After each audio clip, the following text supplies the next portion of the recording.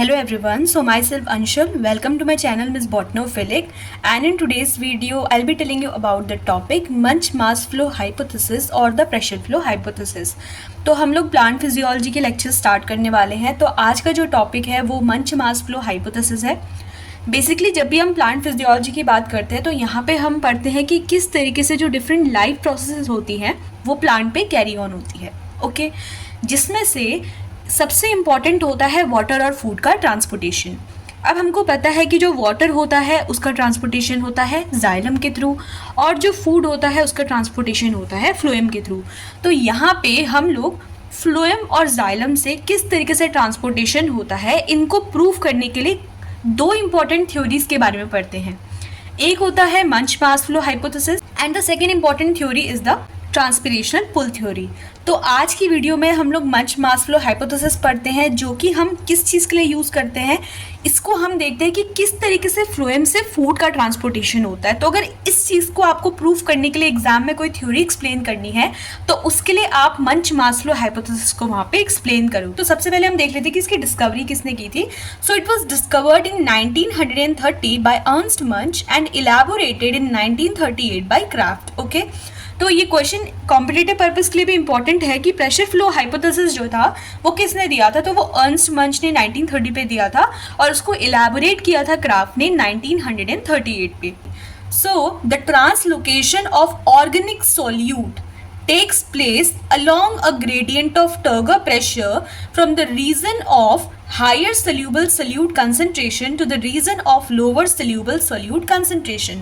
तो यहाँ पे आपने क्या क्या चीज़ें ध्यान में रखनी है, कुछ पॉइंट्स कुछ वर्ड्स हैं जो कि इस पर्टिकुलर स्टेटमेंट पे आपने ध्यान में रखनी है कि ट्रांसलोकेशन क्या होता है, ये टर्गर प्रेशर क्या है यहाँ पे। ओके, और ग्रेडियंट की बात की जा रही है कि टर्गर प्रेशर कौन से रीजन पे मूव करता है। टर्गर प्रेशर के अलोंग, यानी कि टर्गर प्रेशर के ग्रेडियंट के अलोंग मूव करेगा, मतलब higher turgor pressure to lower turgor pressure ये हमारा मूव करेगा। ओके, सेकेंड इंपॉर्टेंट थिंग कि ये जो सोल्यूबल सोल्यूट का कंसंट्रेशन बोला जा रहा है ये किसके बारे में बात की जा रही है। यहाँ पे सुक्रोज के बारे में बात की जा रही है। अगर हम एक ह्यूमन बॉडी के बारे में बोले तो यहाँ पे जो फूड का ट्रांसपोर्टेशन होता है ना वो ग्लूकोज के फॉर्म पे होता है, बट जो हमारे प्लांट्स होते हैं वहाँ पे जो शुगर का ट्रांसपोर्टेशन होता है वो सुक्रोज के फॉर्म पे होता है, क्योंकि सुक्रोज काफ़ी स्टेबल होता है ग्लूकोज के कंपैरिजन और वो एक डाइसैकेराइड होता है। ओके, वेयर एज जो ग्लूकोज होता है वो हमारा मोनोसैकेराइड है। तो यहाँ पे ये जो सोल्यूबल सोल्यूट कंसंट्रेशन की बात की जा रही है, यहाँ पे सुक्रोज की बात की जा रही है, तो वो हमेशा कहाँ से कहाँ मूव करता है, फ्रॉम हाई कंसंट्रेशन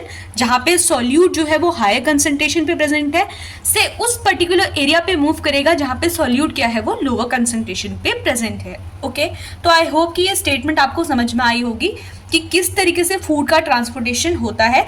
इसको प्रूव करने के लिए मंच मास फ्लो हाइपोथेसिस दिया गया था। नेक्स्ट वी हैव कि हम कुछ टर्म्स के बारे में यहाँ पे पढ़ ले, इससे पहले कि हम इसके आगे कुछ पॉइंट्स कवर करें। सबसे पहले ट्रांसलोकेशन क्या होता है। So translocation is the movement of organic food या फिर सोल्यूट, जो कि मैंने आपको ऑलरेडी बताया कि यहाँ पे वो जो सोल्यूट है या फिर वो फूड मटेरियल है वो हमारा सुक्रोज है। ओके, तो movement of organic food material and solute from the higher soluble solute concentration to the lower soluble solute concentration. तो ये जो हायर सोल्यूबल सोल्यूट कंसंट्रेशन और जो लोअर सोल्यूबल सोल्यूट कंसंट्रेशन है ये बोलना क्या चाह रहा है यहाँ पे। तो हायर सोल्यूबल सोल्यूट कंसंट्रेशन को हम बोलते हैं सप्लाई एंड या फिर सोर्स, और लोअर जो सोल्यूबल सोल्यूट कंसंट्रेशन है उसका मतलब है सिंक या फिर कंजम्पशन एंड। जैसे कि आप देख सकते हो कि एक नॉर्मल वेल डेवलप प्लांट है, यहाँ पे आप देखोगे कि इसकी रूट है और ये क्या है, इसकी लीव्स है। अब ये चीज़ तो आपको पता होगी, मैंने ऑलरेडी आपको बताया कि मंच मास फ्लो हाइपोथेसिस हम लोग फ्लोएम को एक्सप्लेन करने के लिए यूज़ करते हैं कि भाई जो फ्लोएम होता है उससे ही फूड का ट्रांसपोर्टेशन हो रहा है। अब हमको पता है कि जो लीव्स होती है उसमें क्लोरोफिल होता है। क्लोरोफिल का काम क्या होता है कि वो लाइट की प्रेजेंस पे फोटोसिंथेसिस के थ्रू फूड का प्रोडक्शन करती है।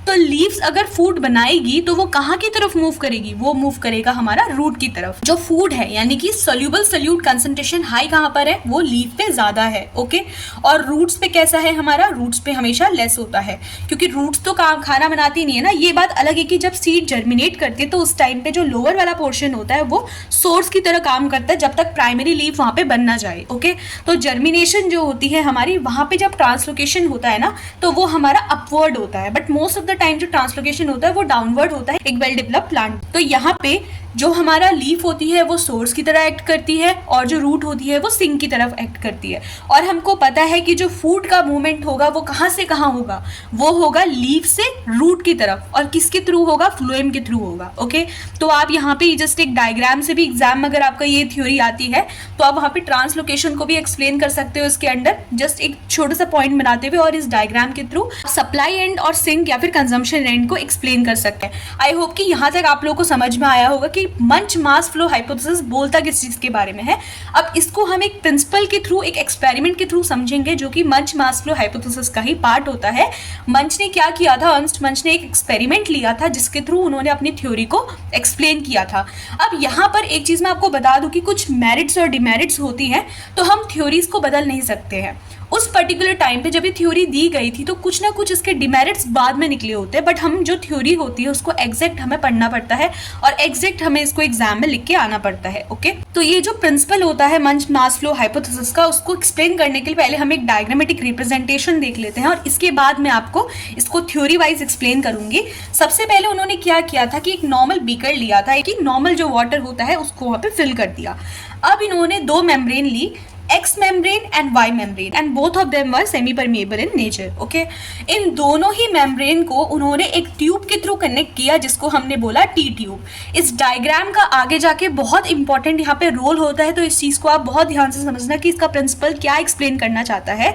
तो उन्होंने दो मेम्ब्रेन ली, X मेम्ब्रेन, Y मेम्ब्रेन, और X मेम्ब्रेन और Y मेम्ब्रेन को कनेक्ट करने के लिए उन्होंने क्या किया, एक टी ट्यूब वहाँ पे ले ली और इसको उन्होंने एक वाटर फिल्ड बीकर के अंदर रखा। अब हम जस्ट इसका एक प्रोसेसर समझ लेते हैं कि इस पर्टिकुलर डायग्राम में कहना क्या चाह रहे हैं। Two permeable membrane were taken, दो परमिएबल मेम्ब्रेन ली गई, X membrane and Y membrane. Okay, they were dipped in water, उसको वाटर पे डिप किया गया, and are connected by tube T, और एक ट्यूब टी के थ्रू उनको कनेक्ट कर दिया गया। ओके, अब यहाँ पे कंडीशंस है, इसको आप ध्यान से समझना। X have more sugar concentration and why have lower sugar concentration. Okay, तो एक्स और वाई में अगर हम बोले तो दोनों के अंदर ऑलरेडी सोल्यूशन फिल्ड था कुछ अमाउंट पे, तो एक्स में जो होता है मोर शुगर कंसेंट्रेशन है as comparison to the Y membrane. अब यहाँ से आप मैकेनिज्म समझना कि as X have high sugar concentration so water will move into the X membrane. Okay, आपने ये चीज सुनी होगी कि वाटर का मूवमेंट कैसे होता है। जब हम ऑस्मोसिस के बारे में बोलते हैं तो वो मूव करता है from the lower sugar concentration to the higher sugar concentration,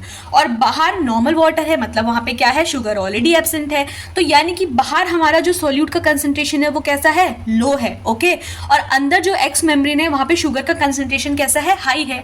और हमको पता है कि ऑस्मोसिस के टाइम पे क्या होता है कि वाटर कैसे मूव करता है, वाटर मूव करता है from lower solute concentration to the higher solute concentration. Okay, तो यहाँ पे क्या होगा कि एक्स के पास हायर शुगर कंसेंट्रेशन है, सो water will move into the X membrane, hence its turgor pressure increases. अब मैंने एक वर्ड स्टार्टिंग में आपको बोला था, टर्गर प्रेशर। टर्गर प्रेशर क्या होता है, किसी भी स्वेल्ड सेल का जो टर्गर प्रेशर होता है वो सबसे ज्यादा मैक्सिमम होता है, और एक जो श्रिंक सेल होती है, मतलब जो फ्लैसिड सेल होती है हमारी, उसका टर्गर प्रेशर 0 होता है बिल्कुल। तो कोई भी स्वेल्ड सेल में अगर मैं बात कर रही हूँ, कोई भी फूली हुई चीज है तो उसमें कौन सा प्रेशर होगा, टर्गर प्रेशर होगा। ओके, तो ये चीज आप हमेशा याद रखना कि एक सेल हमेशा बाहर की तरफ कौन सा प्रेशर लगाती है, टर्गर प्रेशर लगाती है।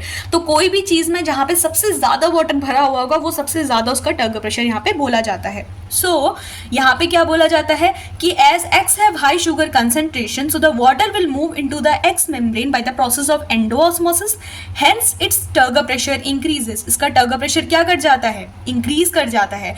अब मैंने आपको स्टार्टिंग में बोला था कि along the gradient of turgor pressure, मतलब कि टर्गर प्रेशर के ग्रेडियंट के अलोंग, मतलब कि हाई टर्गर प्रेशर से लोअर टर्गर प्रेशर की तरफ सॉल्यूट का कंसंट्रेशन, जो भी हमारा अंदर सॉल्यूशन है वो मूव करेगा। ओके, तो यहाँ पे हायर टर्गर प्रेशर कौन सी मेम्ब्रेन का हुआ है, एक्स मेम्ब्रेन का, तो मूवमेंट कहाँ की तरफ होगा, वाई की तरफ। This result in the mass flow of sugar solution from X membrane to Y membrane through a tube T till the equilibrium is achieved. Okay? इसको अब हम फिर से इस डायग्राम के थ्रू मैं आपको समझा देती हूँ कि यहाँ पे बोलना क्या चाह रहा है कि उन्होंने नॉर्मल दो मेम्ब्रेन ली, एक्स मेम्ब्रेन, वाई मेम्ब्रेन। यहाँ पे ज़्यादा शुगर कंसेंट्रेशन था as comparison to Y membrane. Okay, ज्यादा शुगर कंसंट्रेशन होने की वजह से वाटर अंदर की तरफ एंडोऑस्मोसिस करेगा। एंडोऑस्मोसिस यानी कि वाटर अंदर की तरफ मूव करेगा। वाटर अंदर की तरफ मूव करेगा तो इसका कंसंट्रेशन जो हमारा अमाउंट होगा वो बढ़ेगा। अमाउंट बढ़ने की वजह से क्या होगा, ज्यादा वाटर कहने का मतलब है कि टर्गर प्रेशर भी क्या करेगा, जो एक्स मेम्ब्रेन है उसका टर्गर प्रेशर क्या होगा, इंक्रीज होगा। टर्गर प्रेशर इंक्रीज होगा तो वाटर कहाँ की तरफ मूव करना स्टार्ट करेगा, इसका टर्गर प्रेशर ज्यादा है यानी कि वाई मेम्ब्रेन का टर्गर प्रेशर क्या हो जाएगा, वो कम हो जाएगा, जिसकी वजह से हमने बोला था कि द वाटर विल मूव, जो मास फ्लो होगा वाटर का, शुगर कंसंट्रेशन का, शुगर सोल्यूशन का जो इसके अंदर है, इसका मास फ्लो होगा from higher turgor pressure to lower turgor pressure.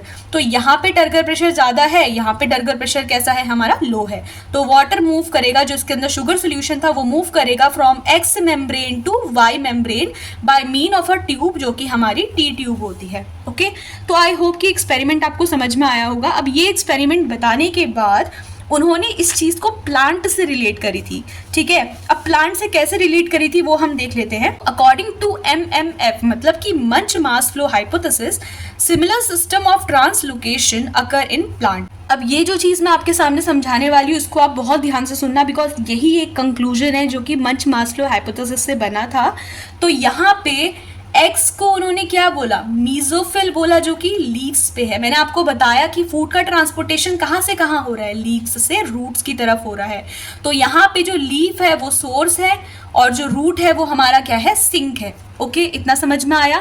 तो एक्स को उन्होंने बोला कि एक्स जो है भाई हमारी मीजोफिल सेल है।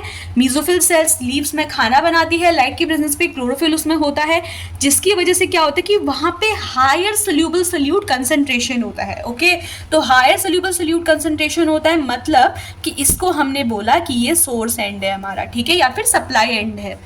इसके बाद जो वाई था हमारा, वाई मेम्ब्रेन वाले को रूट से कंपेयर किया गया कि भाई जहाँ पे सोल्यूट का कंसंट्रेशन कैसा है, लो है। और मैं आपको ऑलरेडी बता चुकी ये जो सोल्यूट के बारे में हम बात कर रहे हैं, ये सुक्रोज की यहाँ पे बात हो रही है। ओके, यहाँ पे इसको हमने बोला कि भाई ये कंजम्पशन एंड है या फिर हमारा जिसको बोलते हैं सिंक है, मतलब कोई चीज को एब्जॉर्ब करने वाला।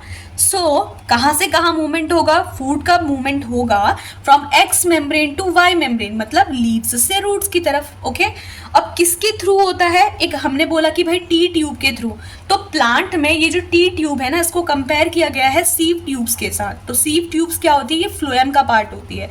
तो hence it was proved that phloem are the organs which were involved in the translocation of food from the leaves to the other parts of plant. Okay, तो आई होप कि ये चीज आपको समझ में आई होगी। बहुत सिंपल सी बात थी कि उन्होंने इस प्रिंसिपल को पहले एक्सप्लेन किया कि भाई एक्स और वाई मेम्ब्रेन थी। एक्स को उन्होंने बोला कि वो सोर्स था, तो वाई उन्होंने बोला सिंक था।